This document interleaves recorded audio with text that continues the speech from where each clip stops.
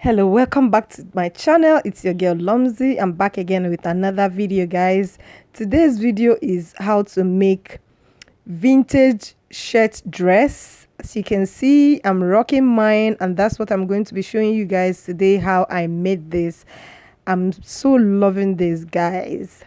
This is early in the morning though, don't mind me, but I'm all set to go to somewhere with this. This is cute, ain't it?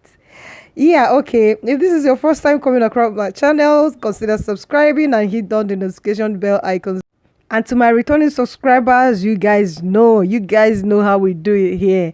You guys are the real deal. Thank you for always supporting and coming back to watch my videos and show your support by liking and dropping any of your comments. I appreciate you guys. Yeah, guys, let's move on and make this cute shirt. Wow, make I dance more.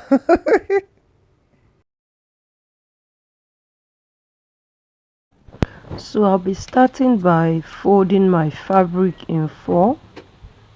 What I have here is 2 yards, and I'm going to fold it in four like so, and I'm going to fold it again. I'm doing this to first of all cut out the sleeve, so I'm going to fold it like this.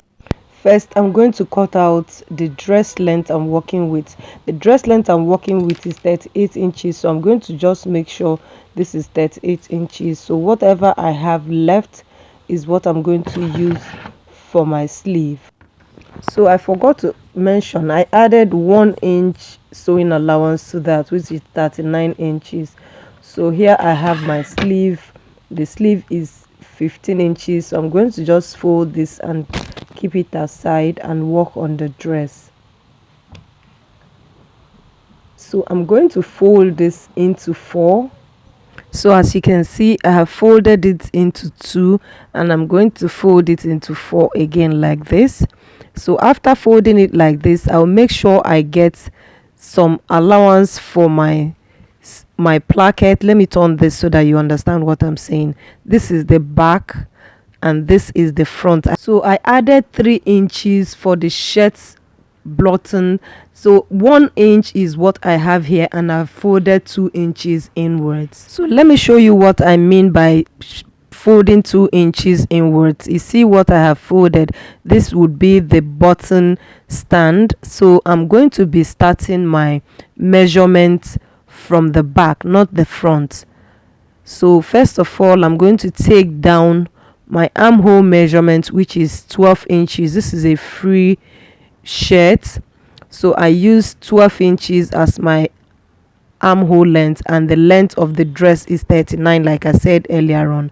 So now I'm going to get the depth of the width of the neck, which is 3 inches, and the neck depth for the back is 1 inch.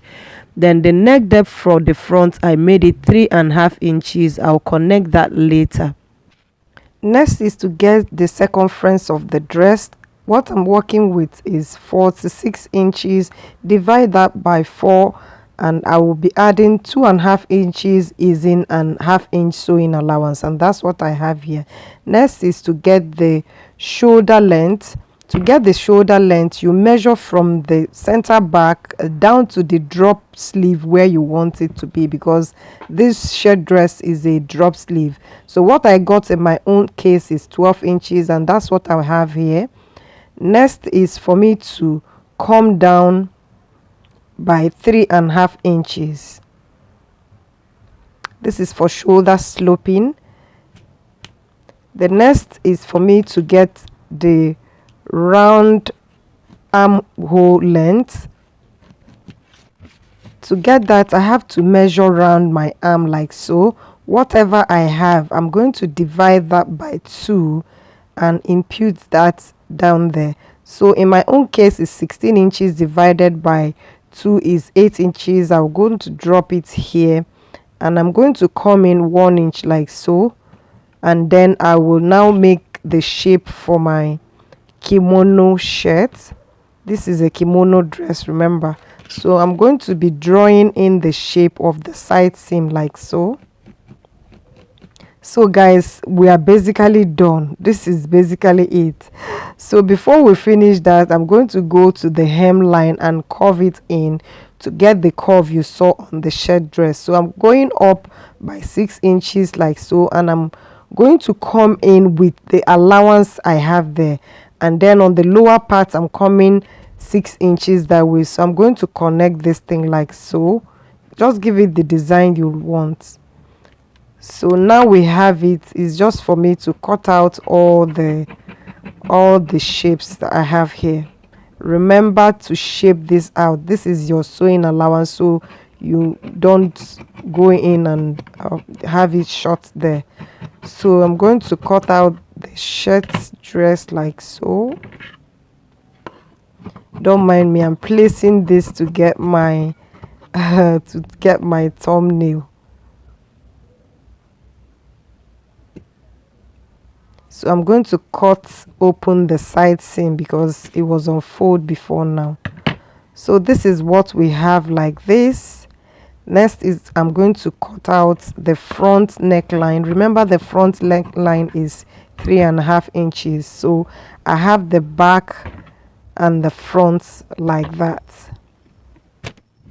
So I'll go to my machine to join this. What I'll do first is to hem this. I will overlock it and hem it in 1/2 inch like that, and then I'm going to top stitch the button stand. I'm going to top stitch it here, but first of all let me show you guys how I'm going to make the shirt neck.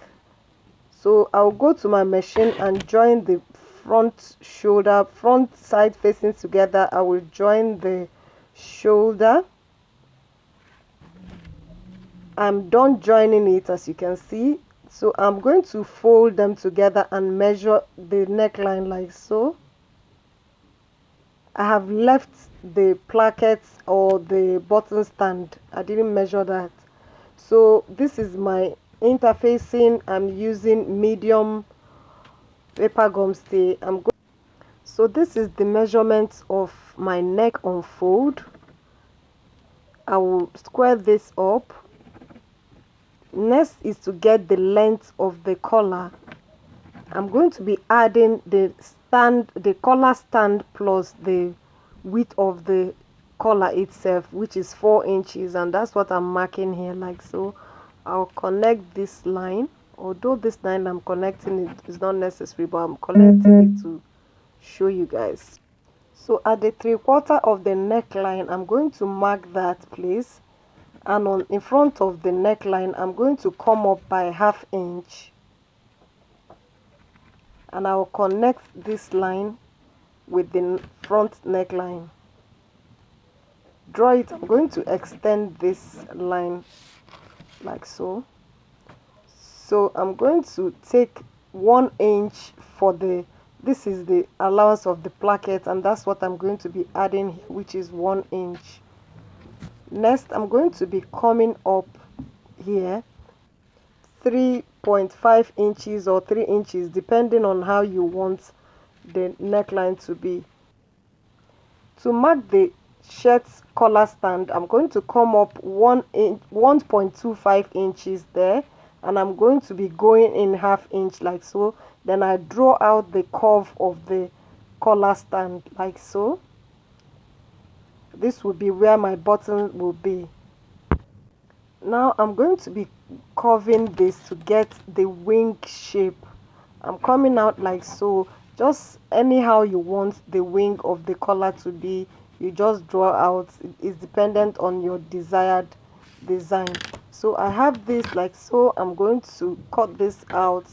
My shirt collar is ready, so I'm going to go ahead and iron this onto the fabric.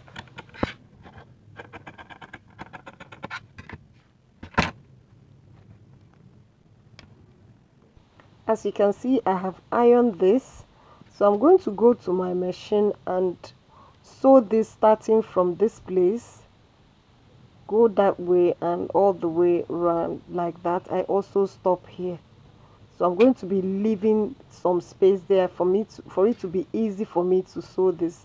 As you can see, I've sewn it and I've left that allowance there. So I'm going to cut this off.